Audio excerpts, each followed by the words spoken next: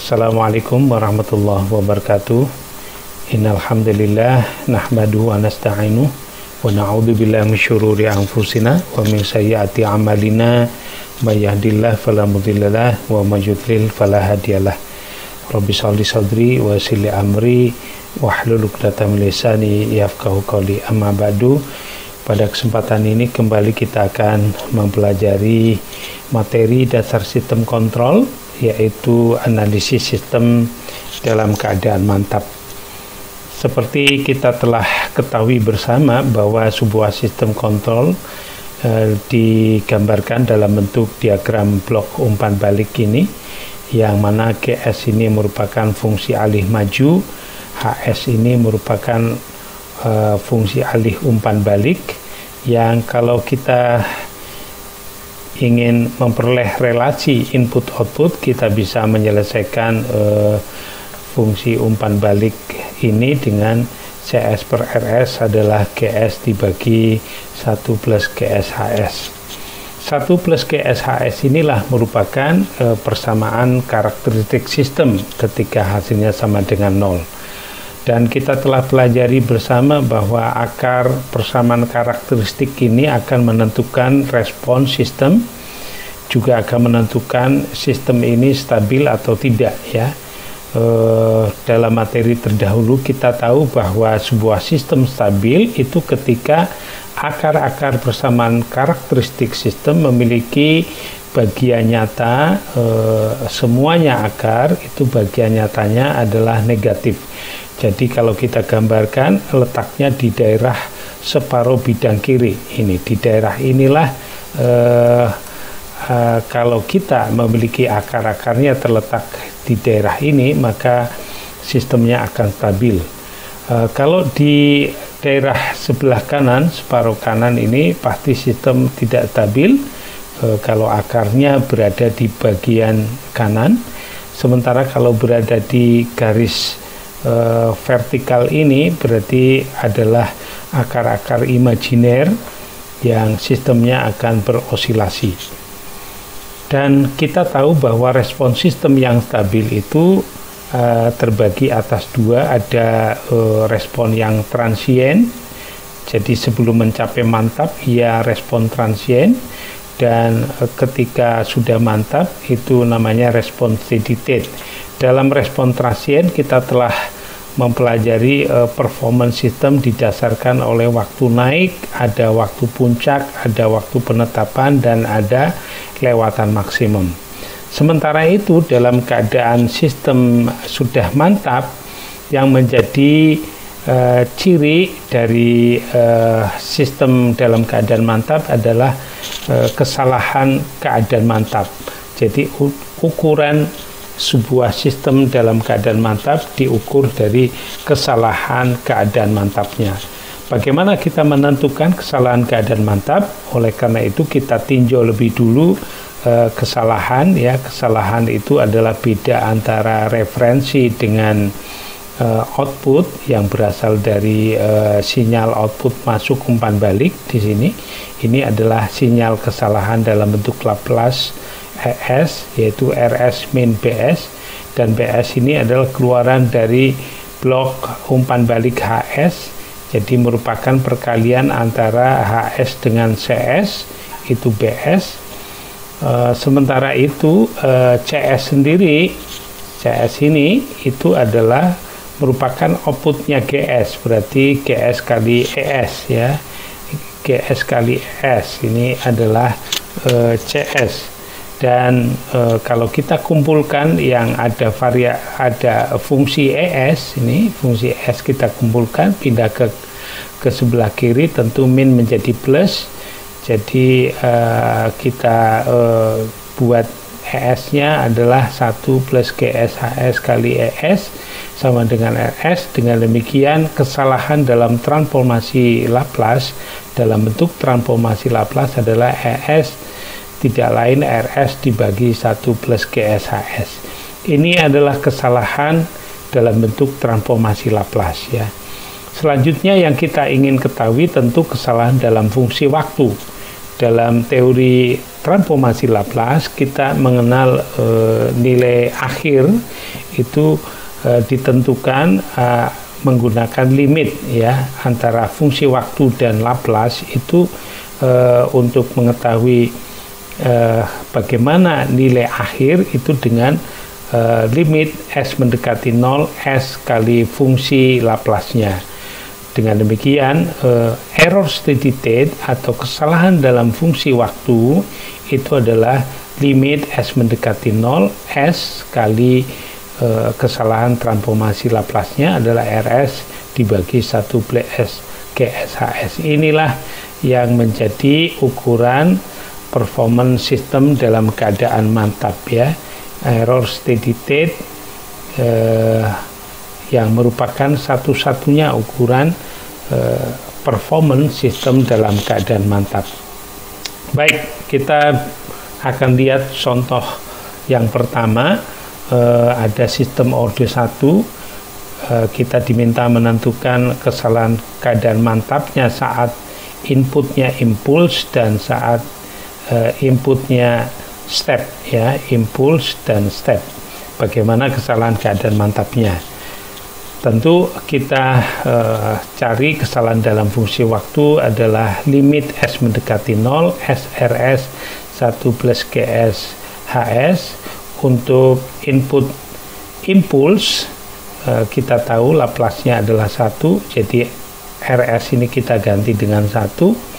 Kemudian GS-nya tadi adalah 6 dibagi S plus 6, ini GS-nya, ini GS.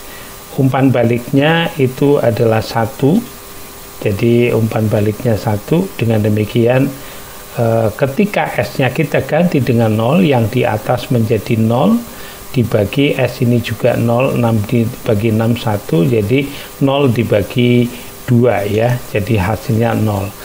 Dengan demikian ketika input impuls masuk ke dalam sistem ini, kesalahan keadaan mantap untuk sistem ini adalah 0. Ketika inputnya step function, kita tahu Laplace transformasi Laplace ya, untuk RS adalah 1 per S, jadi error steady state-nya adalah limit S mendekati 0 S kali 1 per S. Ini tentu hilang gitu ya, jadi hasilnya 1 dibagi 1 plus 6 S-nya kita ganti 0, 6 per 6 1, jadi 1 dibagi 2, jadi 0,5 ya. Jadi kalau kita gambarkan dalam bentuk grafik, ini adalah referensinya, gambarnya adalah seperti ini kira-kira ya. Jadi ini perbedaannya, maaf ini perbedaannya sekitar 0,5 ya. Jadi errornya di sini error steady state-nya 0,5 ya.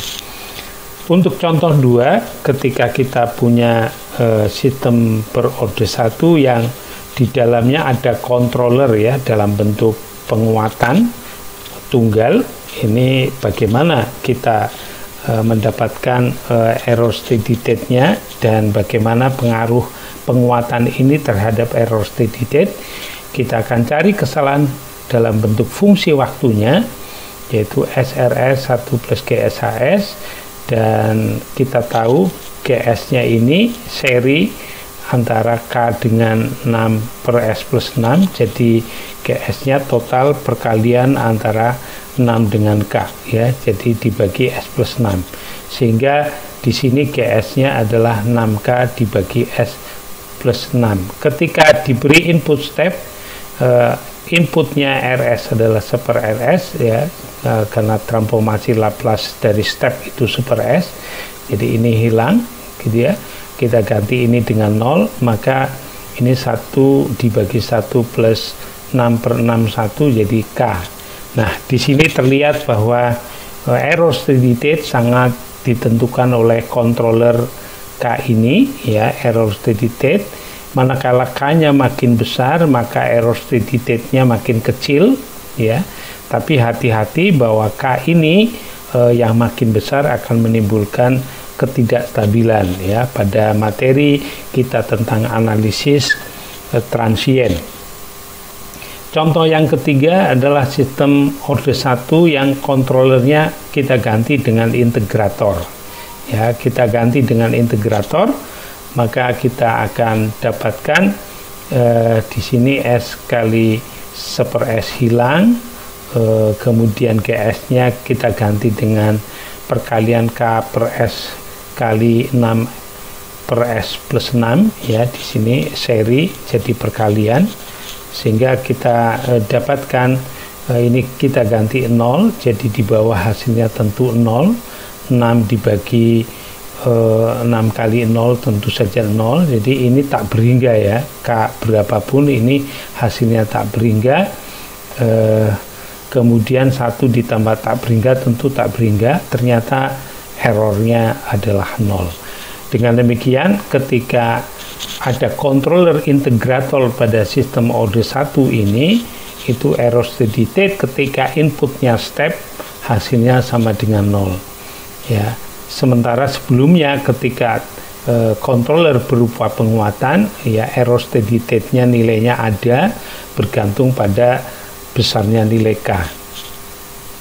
Berikutnya untuk sistem order 2, kita ingin mendapatkan kesalahan keadaan mantap untuk input step.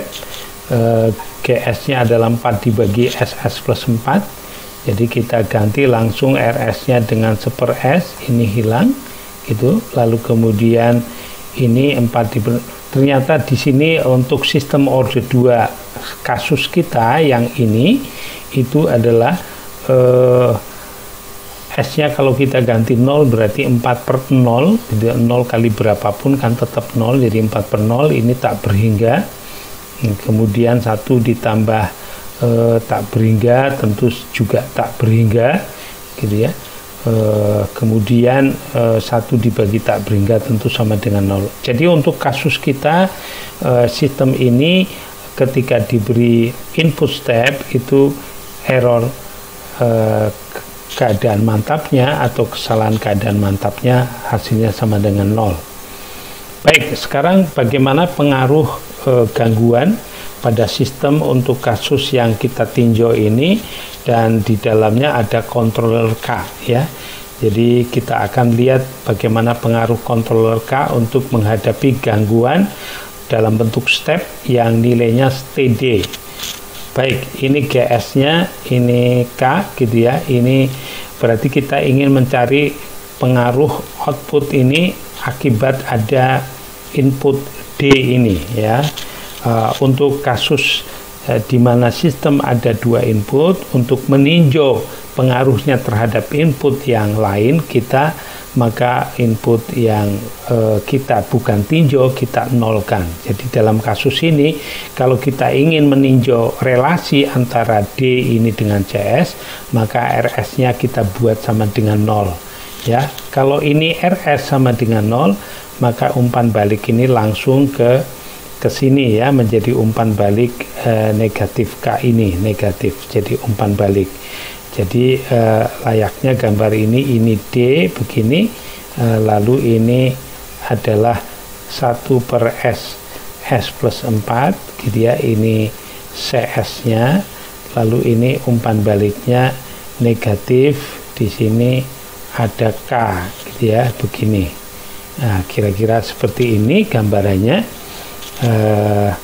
Dengan demikian, kalau kita ingin mendapatkan bagaimana error steady state-nya adalah kita mencari ES, ya, mencari S. Dan ES ini ketika ini sama dengan 0 itu adalah negatifnya miliknya CS. Jadi kalau kita ingin relasi ES terhadap DS, maka sama saja dengan negatif CS dibagi DS, ya. Karena lihat di sini ES itu ketika ini 0 itu adalah negatifnya CS. Itu ES adalah negatifnya CS. Yang tidak lain tentu saja CS per DS adalah minus 1 dibagi SS plus 4 plus K, ya. Dari mana? Ya dari kita menyelesaikan ini, ya. Ini menyelesaikan ini umpan baliknya K, maka kita dapatkan dengan cara metode yang pernah kita pelajari dalam menyelesaikan relasi umpan balik, maka kita dapatkan negatif 1/S S plus 4 plus K, yaitu sama dengan negatif 1/S kuadrat plus 4KS plus K. Nah, dengan demikian errornya adalah ESS-nya, error steady state dalam fungsi waktu, limit S mendekati 0, SES. ES-nya adalah perkalian ini dengan DS ini. Ya, perkalian ini dengan DS ini. Jadi negatif limit S mendekati 0, S DS dibagi S kuadrat plus 4S plus K. Karena inputnya adalah step, tapi sebesar TD, gitu ya, sebesar TD, maka DS ini TD dibagi S. Ya, TD dibagi S. Ini ada S, ini ada S, hilang. Lalu kemudian S-nya kita ganti 0, ini 0, ini 0, maka negatif TD per K. Terlihat error steady state sangat ditentukan oleh besarnya TD, juga besarnya penguatan controller, ya. Jadi dengan mengatur controller kita bisa menurunkan kesalahan keadaan mantap. Itulah analisis sistem dalam keadaan mantap. Mudah-mudahan bermanfaat. Assalamualaikum warahmatullahi wabarakatuh.